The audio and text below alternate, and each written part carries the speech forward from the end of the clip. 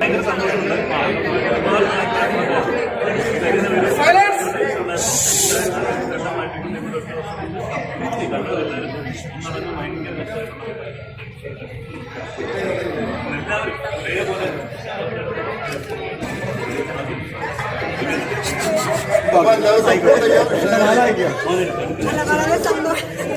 വളരെ സന്തോഷമുണ്ട്. സിനിമ കണ്ടവർക്കൊക്കെ ഇഷ്ടപ്പെട്ടിട്ടുണ്ട്.